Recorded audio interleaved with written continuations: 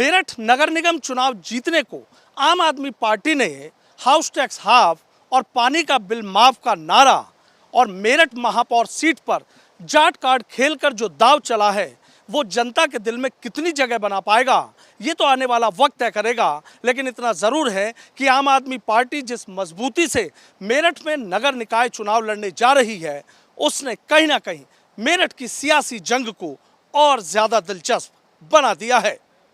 आम आदमी पार्टी निकाय चुनाव उत्तर प्रदेश में पूरी मजबूती से लड़ेगी और आज मेरठ में आम आदमी पार्टी ने सबसे पहले अपने प्रत्याशी महापौर प्रत्याशी की घोषणा कर दी है। जाट महिला कार्ड खेला है यहाँ पर और ऋचा सिंह को प्रत्याशी बनाया। सबसे पहले बाजी मार ली है सर, जाट कार्ड खेल दिया आपने। देखिए ऐसा है कि ये हमारी प्रक्रिया जो है वो जिले से प्रांत से होते हुए हमारे पास आती है। तो जो हमारे साथियों ने निर्णय लिया है, जो प्रस्ताव उन्होंने दिया ऋचा सिंह जी का, वो नाम हमारे सामने आया। इसमें हम कोई कार्ड खेलने वाली जैसी बात नहीं।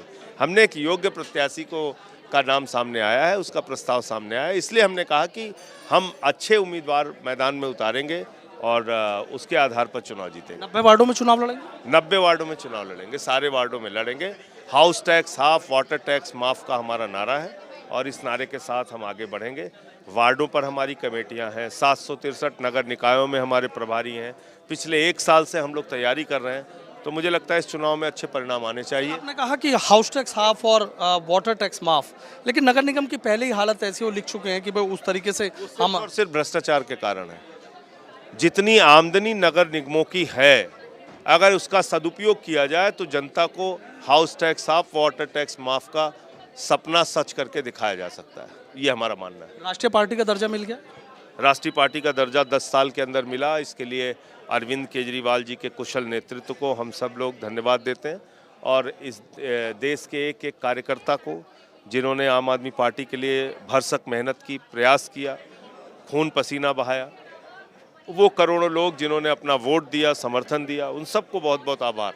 10 साल में ये सफ़र तय करना एक सपने के सच होने के समान है। एक सवाल ये भी है कि एक चीज़ आप देख रहे हैं, अभी आपने कहा, लेकिन आरएलडी का तो राज्य स्तरीय दर्जा वापस ले लिया गया और पश्चिम उत्तर प्रदेश में मजबूत है। क्या लग रहा है, मतलब कितनी चीज़ें बदल जाएंगी आपके लिए पॉजिटिव? आरएलडी को चुनाव आयोग में भी अपील करना चाहिए और कोर्ट में भी जाना चाहिए। अब तो किस आधार पर उनका दर्जा कैंसिल किया है मुझे नहीं मालूम, क्योंकि 8 विधायक तो हैं, शायद उनके 9 विधायक हैं, तो उनको आगे अपील करनी चाहिए। प्रधानमंत्री की डिग्री का मसला हमेशा उठाते रहते हैं। प्रधानमंत्री की डिग्री एक बहुत बड़ा मुद्दा है। चौधरी साहब मेरठ के विश्वविद्यालय से पढ़े, उनके नाम पर स्वर्गीय चौधरी चरण सिंह जी के नाम पर विश्वविद्यालय बन गया। आप बताइए, यहाँ का बच्चा बच्चा इस बात को जानता है।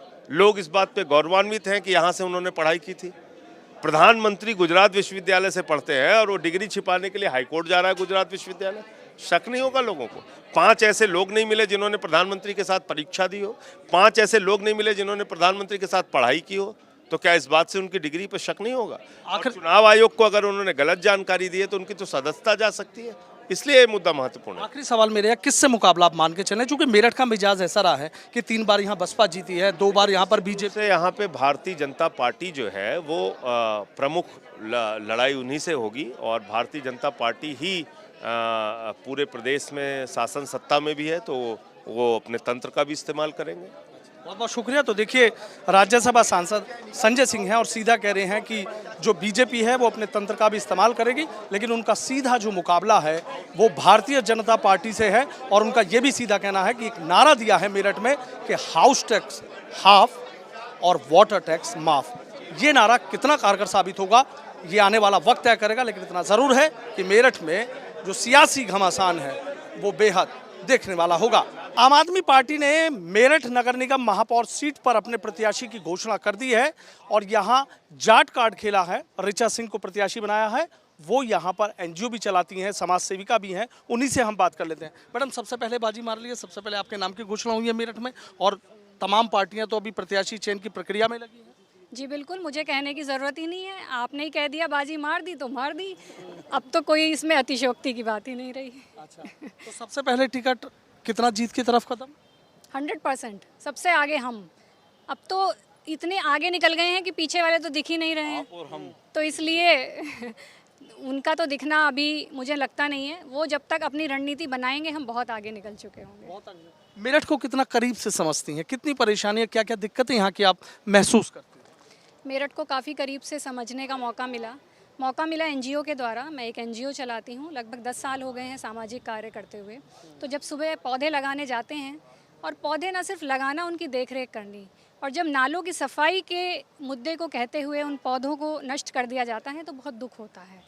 तो सिर्फ इसी उद्देश्य से कि शायद अथॉरिटी आए तो उससे और रिस्पॉन्सिबल होके हम अपने मेरठ को और अच्छा कर सकते हैं। मुद्दे बहुत हैं। सड़क का मुद्दा आप देख लीजिए, सड़कों को आप जिधर से भी निकल जाएंगे गड्ढे ही गड्ढे मिलेंगे, तो उनको बेहतर बनाने की कोशिश की जाएगी। इसके अलावा जो हमारे नाले हैं, नालों की सफाई, जो आवासीय कॉलोनीज़ हैं सबसे ज़्यादा तो वो भुगत रही हैं।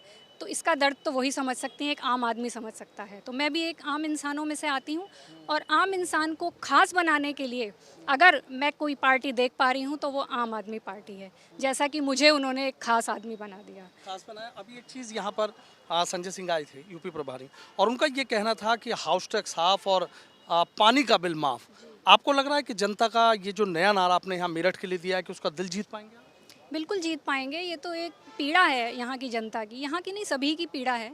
तो जो गरीब वर्ग है, अगर हम उनको ही फोकस नहीं करेंगे, अगर हम अमीरों पे ही फोकस करते रहेंगे तो आप डेवलपमेंट कैसे कर पाएंगे? तो डेवलपमेंट तो सही मायने में उस वर्ग का करना है जो पिछड़ा है। और मैं वहाँ पे काफ़ी टाइम से पढ़ा भी रही हूँ। रैन बसेरा की हालत देख लीजिए आप। दिल्ली का मॉडल हम क्यों नहीं अपना सकते हैं? कितनी दूर दिल्ली है, आज आप 1 घंटा नहीं लगता आपको दिल्ली पहुँचने में, तो मॉडल यहाँ आने में इतने घंटे या इतने दिन या इतने साल क्यों लग रहे हैं? शायद ना करने की इच्छा इसमें आगे आड़े आ रही है। तो हमारी कोशिश यही रहेगी कि यहाँ पे ज़्यादा से ज़्यादा उद्योगों को, उद्योगपतियों को लाया जाए, जिससे कि रोज़गार बढ़े, लोग मेरठ में आने के लिए लालायित हों, मेरठ एक खूबसूरत शहर, स्मार्ट सिटी बनकर उभरे। किससे मुकाबला मानती हैं आप सीधा, कि यहाँ किस पार्टी से आपका मुकाबला? मेरा मुकाबला किसी से नहीं है, मेरा मुकाबला है मुझे खुद से। जितना अच्छे से मैं कर पाऊँ, आम जनता के बीच से आती हूँ तो शायद पीड़ा को समझ पाऊँ, और ये तो जनता के ऊपर है वो किससे किसका मुकाबला समझती हो। मेरा मुकाबला किसी से नहीं है, मेरा मुकाबला खुद से है कि मैं कितना अपना परसेंटेज दे पा रही हूँ, कितना नहीं दे पा रही हूँ। अगर मैं नहीं दे पा रही हूँ तो मैं अपने मुकाबले में हार रही हूँ। अच्छा, बीजेपी है, अपने तमाम बड़े नेताओं के लिए कह दिया गया है वो चुनाव प्रचार में यहाँ आएंगे, पूरी ताकत झोंकेंगे, और आप जानते हैं कि तूफानी जनसंपर्क भी होंगे, तूफानी दौरे भी होंगे, तो कैसे, मतलब? तूफानी दौरे अब फेल हो चुके हैं, जनता समझ चुकी है, बहुत समझदार हो गई है, ऐसी बात नहीं है। और देखिए, बदलाव तो बहुत ज़रूरी है, चाहे कहीं भी हो।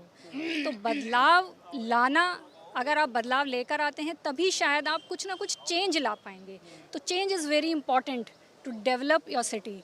तो अगर शहर को विकसित करना है तो बदलाव लाना पड़ेगा, और बदलाव के लिए तो फिर सत्ता भी बदलनी पड़ेगी। अच्छा, 3 बार यहाँ पर बीजेपी जीती है, 2 बार यहाँ पर बीएसपी जीती है, लेकिन समाजवादी पार्टी की बात हो, आरएलडी की बात हो, कांग्रेस की बात हो, तमाम पार्टियाँ यहाँ कोशिशें करती रही, लेकिन वो कामयाबी की सीढ़ी तक नहीं चढ़ पाई। आपको लगता है कि ये जो समीकरण चला रहा था ये इस बार बदल जाएगा? देखिए, मेरठ का इतिहास रहा है, आप उठाकर देख लीजिए, कभी भी सत्ता पक्ष का मेयर नहीं हुआ। तो बीजेपी तो वैसे ही आउट है, तो मैं अपने मुँह से क्या कहूँ? तो फिर मैं यही कहूँगी कि कोई भी पार्टी हो, सब अपना जी तोड़ मुकाबला करती हैं। मेरा मुकाबला बस इतना होगा कि मैं ज़्यादा से ज़्यादा काम करूँ।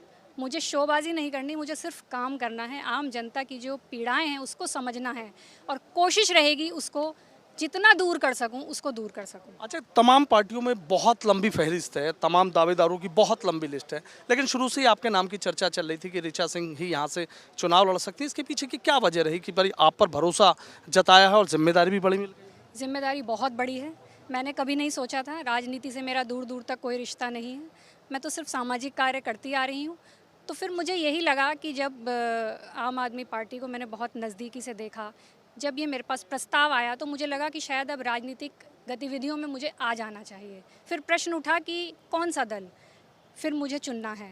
तो फिर एक दल ऐसा है जो जाति के आधार पर अपनी सत्ता को पाने का प्रयास कर रहा है, एक दल है जो धर्मों के आधार पर पाना चाहता है, वहीं एक दल ऐसा था जो मुद्दों को अपने हर मंच से बोलता है।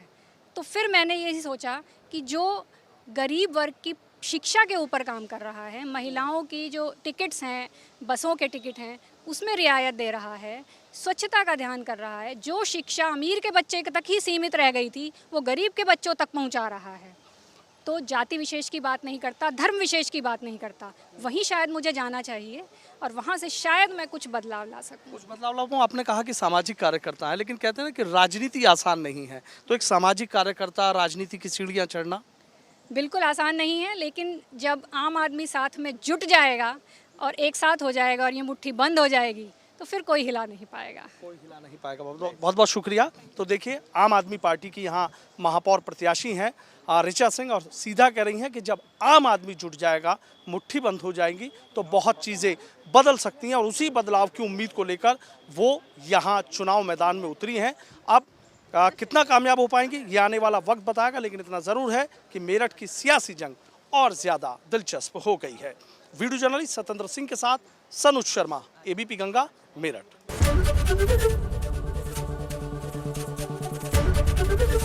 एबीपी गंगा, खबर आपकी, जुबान आपकी।